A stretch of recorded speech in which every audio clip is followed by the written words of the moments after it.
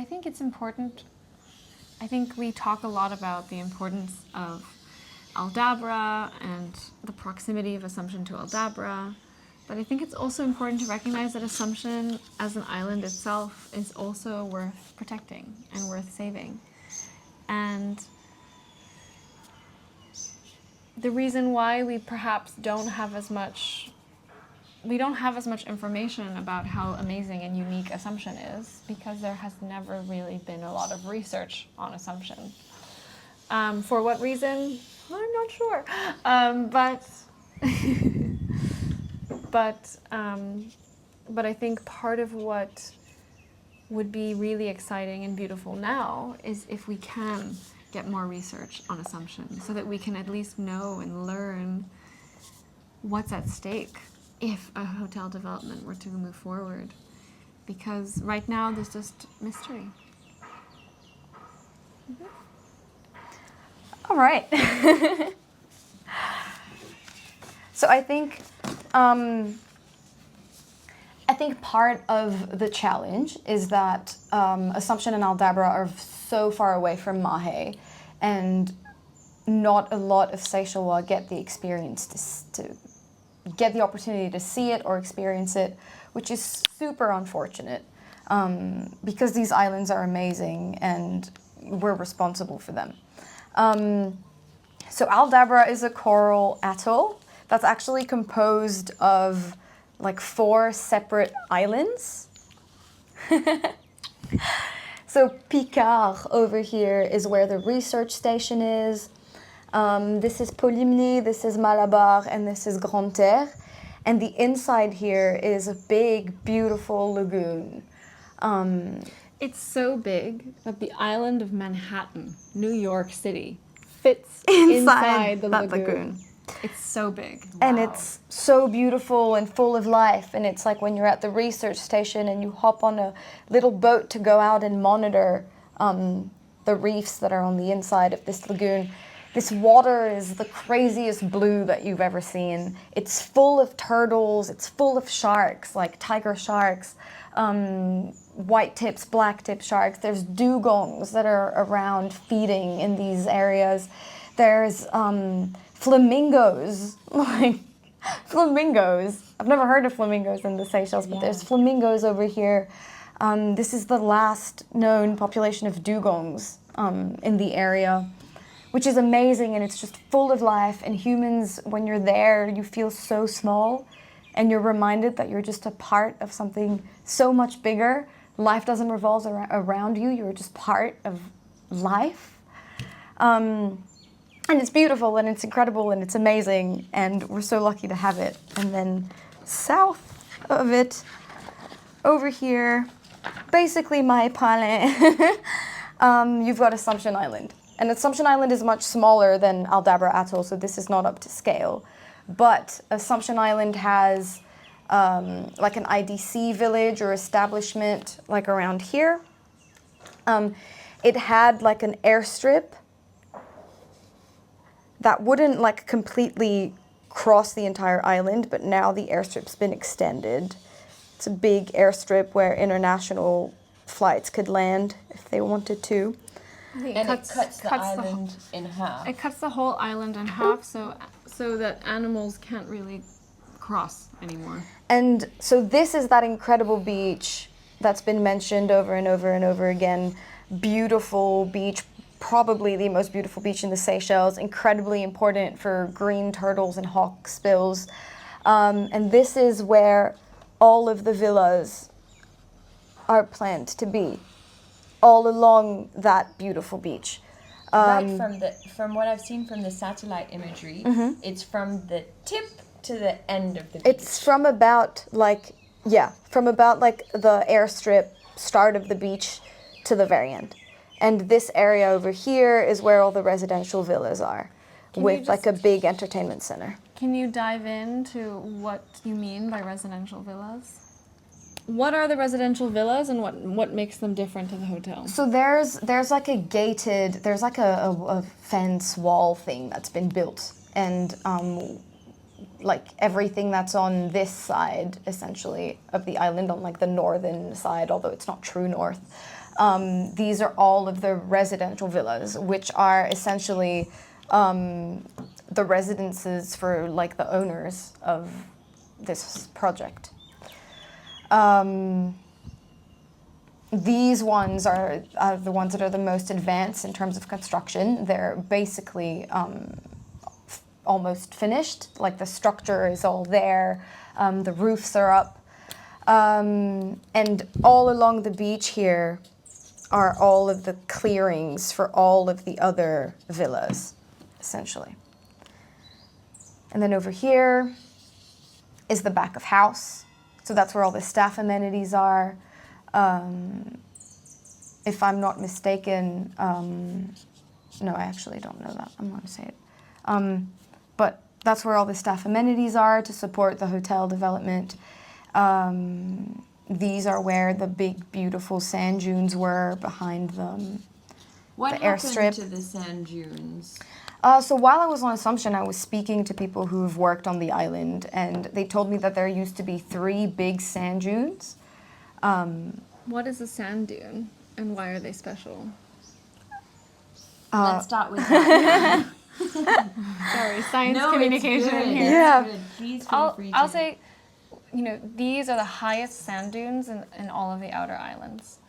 And they form an important part of the geology and the landform of the outer islands. It's like little mini mountains. Anyway, they're super important, like ecologically, and the sad thing is that we've already started to destroy them without even really knowing just how diverse the fauna and flora are, and what's being sustained by this very rare ecosystem. So workers that have been on the island before have expressed that there used to be 3 sand dunes. So now there's only 2.5, let's say. So one of the sand dune has been like severely dredged. Well, severely eroded and Destroyed. The sand has been used for construction. So there's a big pile of sand next to the staff amenities, and it was confirmed that that sand was taken from the sand dunes. So they have taken sand from the sand dune to use for construction. I don't know if they've used it for the rest of the construction, probably, but there was a pile of sand next to the staff amenities that was confirmed to be taken from the sand dune. Okay. And in order to extend this airstrip and make it go all the way, they had to flatten a lot of the sand dune and remove a lot of the sand. And a lot of the sand from the sand dune was taken back to Mahe for the Seychelles FIFA Beach Soccer World Cup for the stadium, which is alarming for so many different reasons. Very alarming. And then over here somewhere is the worker block, so the worker amenities. So we know that IDC has their own set of workers, and we were also told that the developers have their own set of workers. So we didn't see I didn't get to see where they lived and where they were based. Can I add something? Yeah, of course. Quite often when it comes to a development, they'll focus on the island. So Assomption and this island, and they've construction where the development was supposed to be limited to 1 to 2% of the island when this all started a year ago. And now then it was increased to 3%. Then it was increased to 4%, and based off a conversation we had today, it's now 5% of the island. But this doesn't look like 5%. Who knows? This It's a looks very like big it's- island.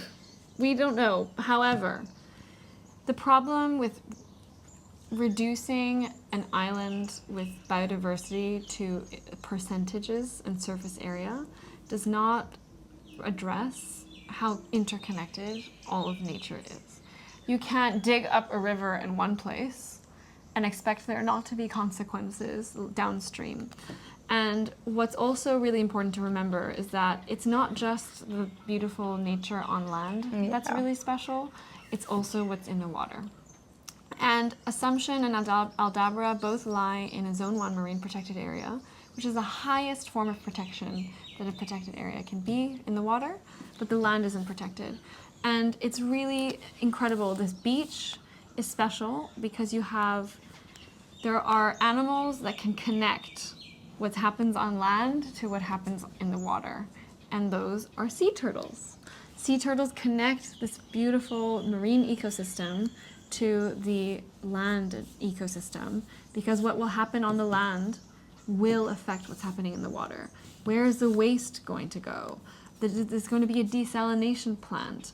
Where, if they want to plant trees to make a hotel look pretty, who's going to water these trees? What fertilizer are they going to use? There's going to be noise pollution, light pollution. There are so many effects of not just the construction, but of an ongoing presence of people living there, especially in a luxury resort, where they wash your towels and bed sheets every single day. How is that all going to leak into the water and potentially destroy, some of the most pristine coral reefs in the world? And I really hope that people in Seychelles get to know this and learn this. Aldabra, Assumption, the waters around it, they're important globally. Absolutely. It's not just that it's super unique and beautiful in the Seychelles. It's some of the most unique and beautiful in the entire world, on the entire planet. Aldabra is classified as it's an important marine mammal area because of the whales and the dolphins and the dugongs. It's an important shark and ray area. It's an important bird area. For migratory birds, for endemic subspecies of birds, there are 400 species that are found nowhere else on Earth on Aldabra. It's an important, it's been recognized as a globally important wetland area, a marine area, a hope spot, coral reefs, everything you can think of. These islands are of global importance and significance. Which is why it hasn't, a lot of the international leverage that we've gathered, it's not taken a lot of convincing, because scientists in the ocean space, but also in any aspect of science and research, they already know about Aldabra. You don't have to convince them of how important Aldabra is. They already know. We were at the UN Ocean Conference earlier this year, and we were going around trying to find people, trying to find allies to help us and find partners. And I remember so distinctly, every time I would mention Aldabra, I would say, we're Friends of Aldabra, and then 5 people would come running across the room. Did you say Aldabra? Did you say Aldabra?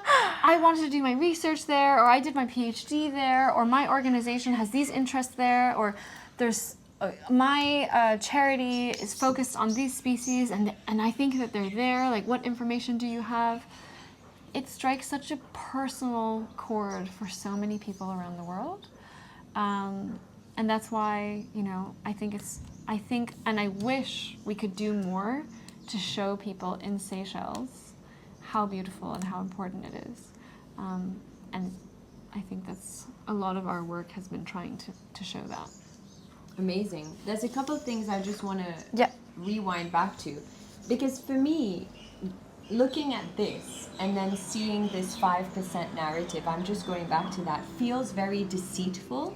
Because when you are sold the idea that a development will take only 5% of the island, what you imagine in your head is that it will just be, the development will be a blip and the whole of the rest of the island will be left alone.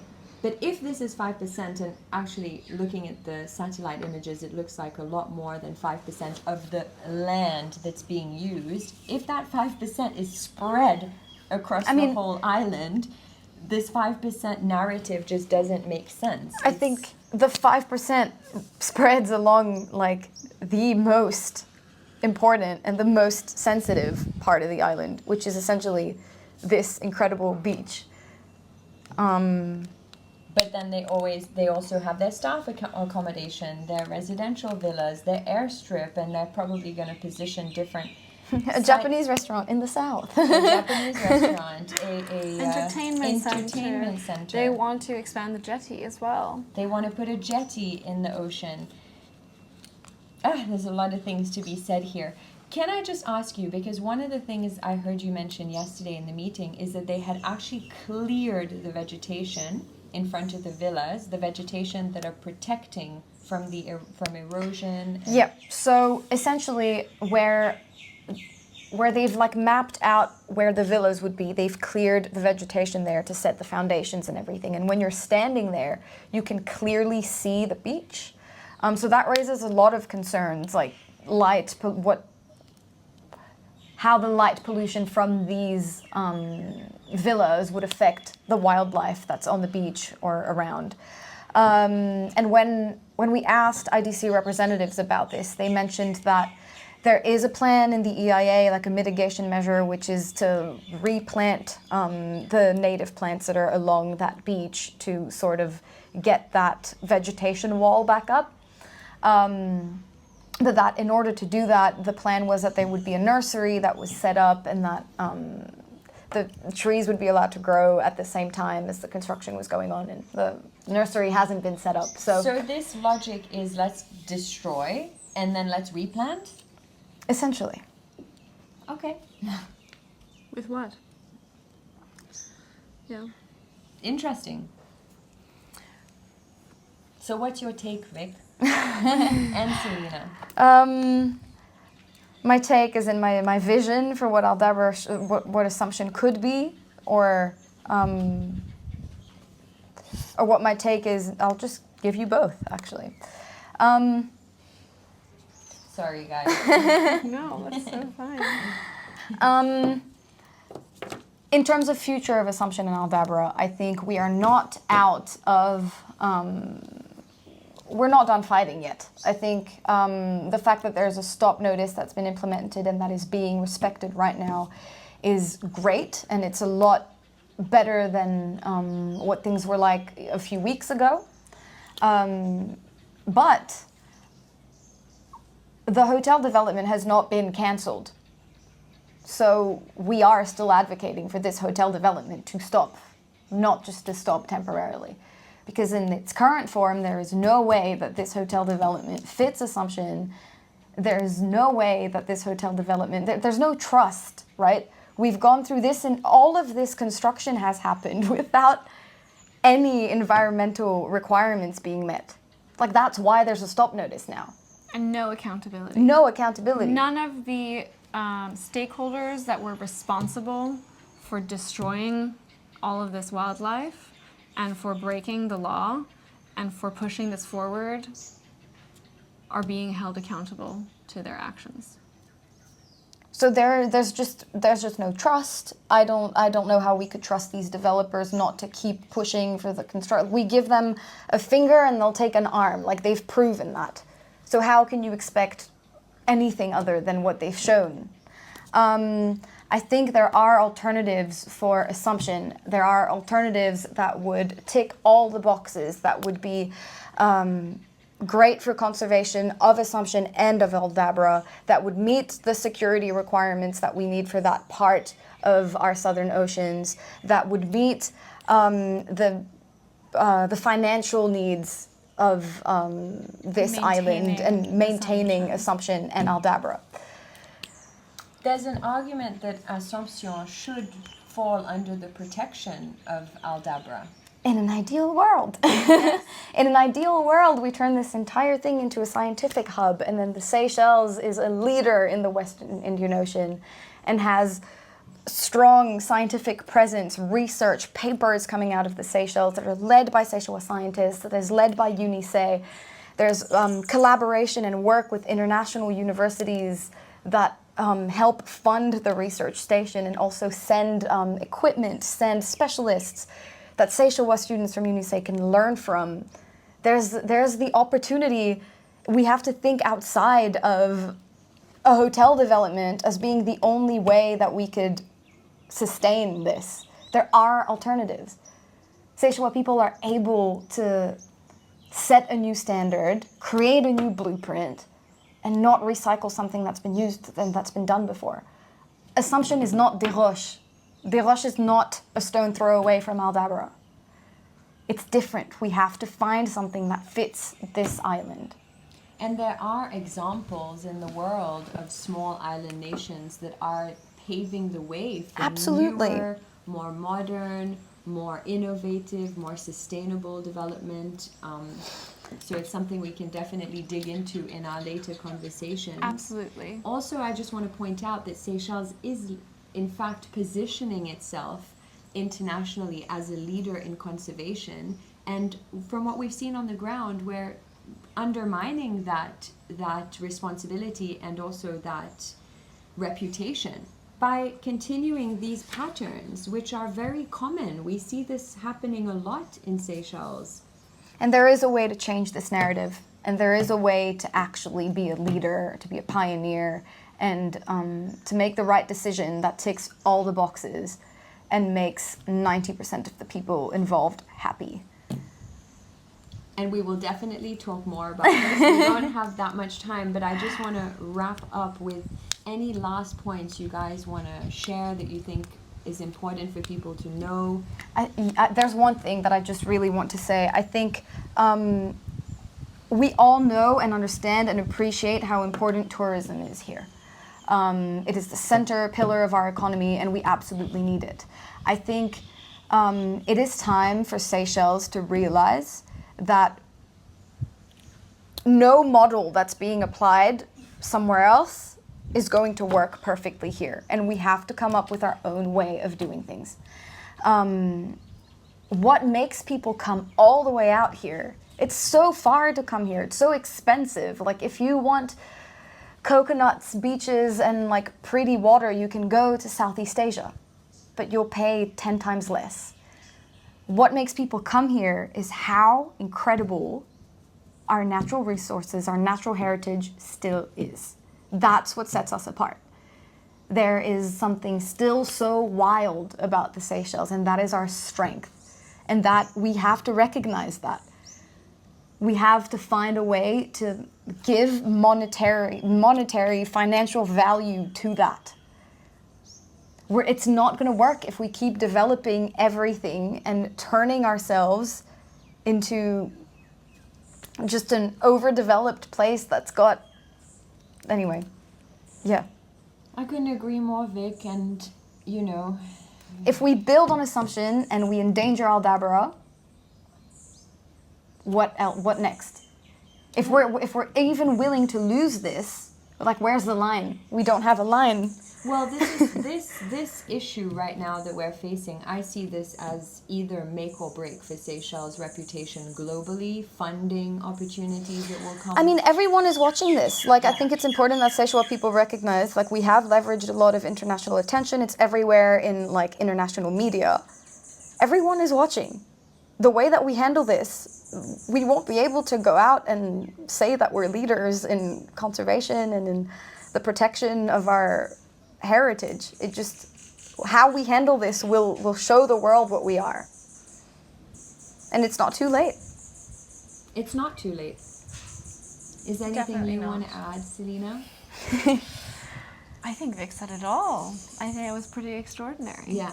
I think all I will say is that I have seen time and time again in different places in the world, individuals, small local communities that have been told for generations that they don't have any power. And I have seen people come together and take down. I have seen David and Goliath on many occasions, especially when it comes to the environment. You mentioned the small island nations. We like calling them big ocean states. Big ocean countries in the South Pacific are leading the way in defending their islands and defending their oceans. They're going up against some of the most powerful countries in the world, and they're standing firm because ultimately the world is changing. The world is changing, and people want to fight with you and fight for you, for your nature and for your islands and for your sovereignty.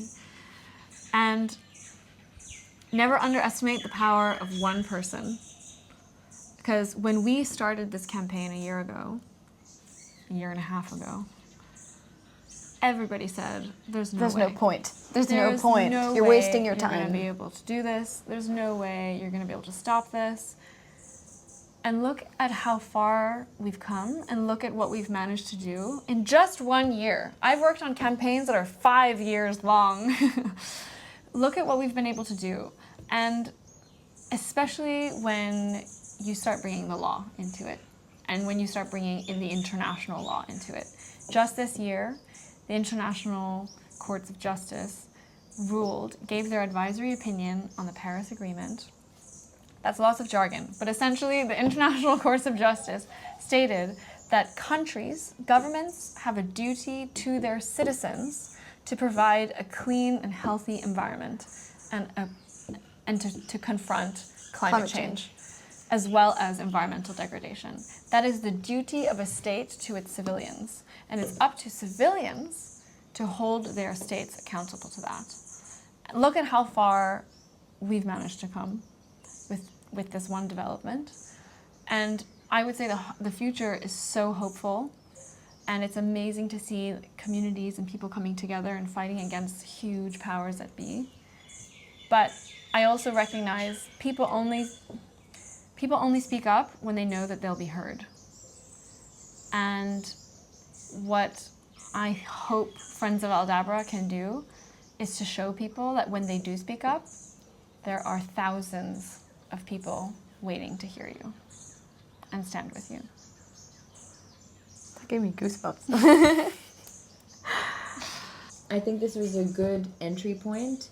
I think there's still so many questions to go through, but we can address those down the line. This is a good starting point. Thank you so much for doing this, for your time, and for all the incredible work, because Celina, the scale of this campaign would never have been possible without you. And Vic, you are carrying the torch so beautiful is not the right word to use, beautifully, but it's an inspiration. It brings tears to my eyes, because I think it's exactly what we need in Seychelles. We need more people to stand up and care about this incredible nature that we've been gifted, that is our responsibility to take care of. So thank you from the bottom of my heart. We couldn't have done it without you. Absolutely. No, literally not. 100%. We could not have done it without you. And without all of the incredible Seychelles that have come before us and that have advocated and worked so hard to protect our heritage so far, and to advocate for Assomption Island specifically. Yeah. It's been a huge collective movement, and it would absolutely not have gotten this far, obviously, without the international community and the international family that we have created. But also, it would not have gotten anywhere at all if the Seychelles people didn't care. So Seychelles people do care. And it's safe to say it, and it's safe to talk about it. And the more vocal we are, the more change we can, the more powerful we are in what we can create, essentially.